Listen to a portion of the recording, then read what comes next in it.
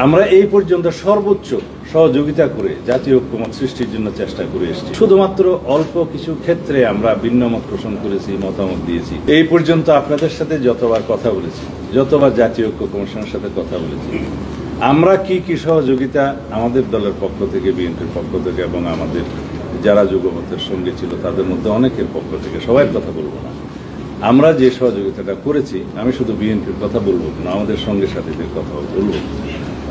আমরা এই পর্যন্ত সর্বোচ্চ সহযোগিতা করে জাতীয় ঐক্যমত সৃষ্টির জন্য চেষ্টা করে এসেছি।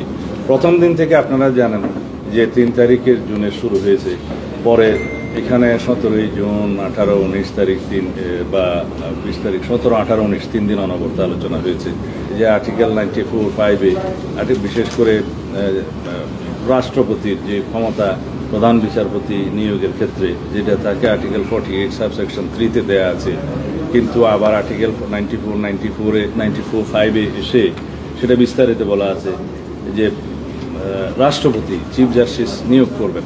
সেই বিধানটা এমন ছিল যে রাষ্ট্রপতি চাইলে অ্যাপিলেট ডিভিশন কেন, হাইকোর্ট ডিভিশন কেন, একদম তার বাইরেও যে কোনো ব্যক্তিকে চিফ জাস্টিস নিয়োগের একটা ওপেন একটা প্রভিশন ছিল।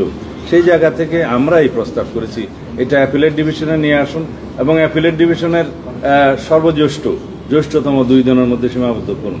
আমাদের প্রাথমিক প্রস্তাব ছিল 3 জনের মধ্যে, যেহেতু হাউজের মতামতের ভিত্তিতে সবাই 2 জনের মধ্যে এগ্রিড হয়েছে, সেই বিষয়ে আমরা একমত হয়েছি এবং এখানে শুধু একটি মাত্র দল ছাড়া, আমি নাম নেব না তাদের, বাকি সবাই সবাই উন্মুক্তভাবে বলেছে যে এটা গ্রহণযোগ্য। 131টা সুপারিশ যেটা দিয়েছিল এই সংস্কার কমিশন, সংবিধান সংক্রান্ত সংস্কার কমিশন, সেখানে আমরা লিখিতভাবে প্রত্যেকটা দফাবারই জবাব দিয়েছি, মতামত দিয়েছি, আলোচনা করেছি, একমত হয়েছি। শুধুমাত্র অল্প কিছু ক্ষেত্রে আমরা ভিন্নমত পোষণ করেছি, মতামত দিয়েছি। এগুলো আমাদের দলের পক্ষ থেকে আমরা বিস্তারিত দিয়েছি। অন্য কোনো দলের পক্ষে বিস্তারিত সুপারিশের প্রেক্ষিতে কোনো মতামত দেওয়া হয়েছে বলে আমার তেমন জানা নাই, দিলে ভালো।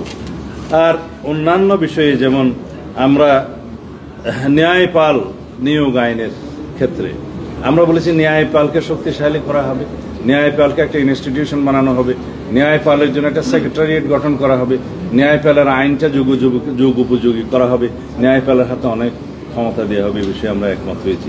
এগুলো সব সংবিধান সংশোধন সংক্রান্ত সমস্ত বিলের ক্ষেত্রে আমাদের সহযোগিতা।